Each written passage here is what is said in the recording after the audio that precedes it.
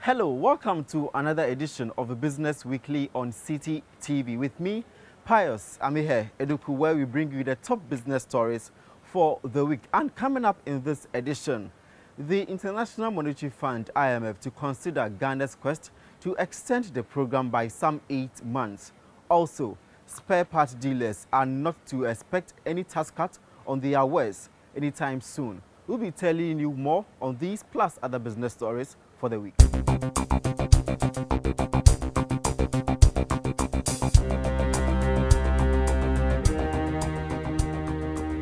We begin from the IMF, where the fund has told City Business News it is open to discussions on Ghana's quest to extend the deal by some 8 months. The fund, however, says Ghana is yet to make a formal request. A spokesperson for the IMF, Andrew Kanjegirire, indicated that though the extension of the program may be considered, government must demonstrate the need for the extension in meeting the target. Monitoring and Evaluation Minister Dr. Anthony Akoto-Osei had earlier indicated a government plan to extend the deal from April 2018 to December of the same year. Now, information available to City Business News indicates that traders of imported vehicle spare parts may not be enjoying tax cuts promised them in the 2017 budget anytime soon.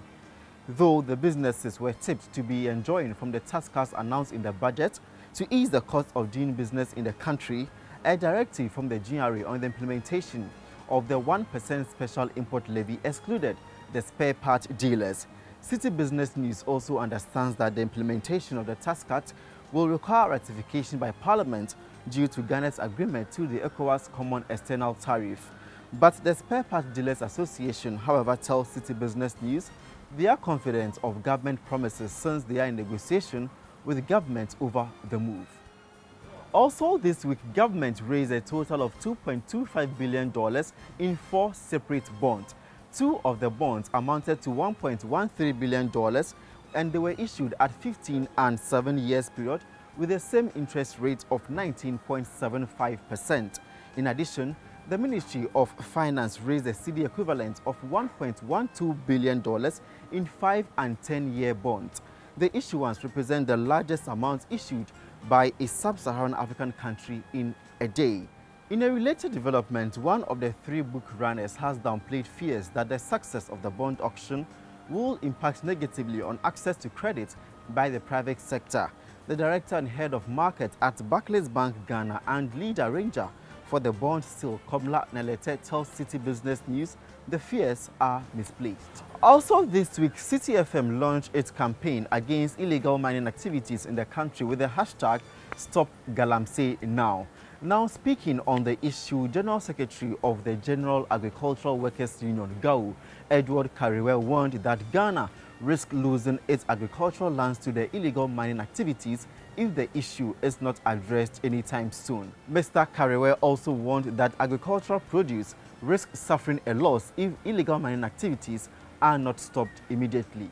In a related development, Ivorian authorities warned the government of Ghana to stop the activities of illegal miners as the menace is impacting negatively on water resources in the country.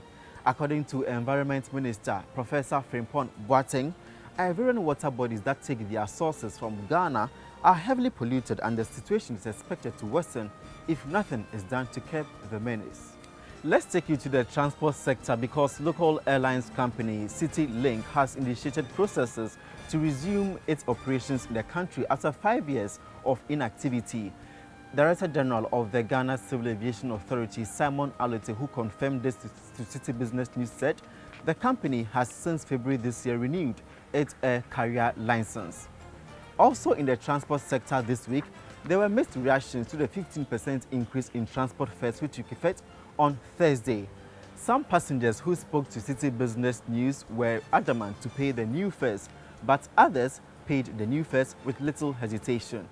In our final story, a survey conducted by the International Organization on Migration and the Ghana Statistical Service has shown that the Berekum Municipal area in the Brong Ahafo region received the highest flow of remittances for 2016.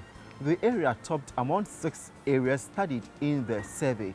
Also, The survey revealed that almost 80% of cash remitted to households is used for basic necessities such as feeding, while less than 3% is used for financial investment, with about 5% being used for social functions. Well, and that is it for this week's edition of Business Weekly on City TV with me, Pius Amihere Eduku. We bring you another edition next week, but log on to citybusinessnews.com for details of these plus other business stories.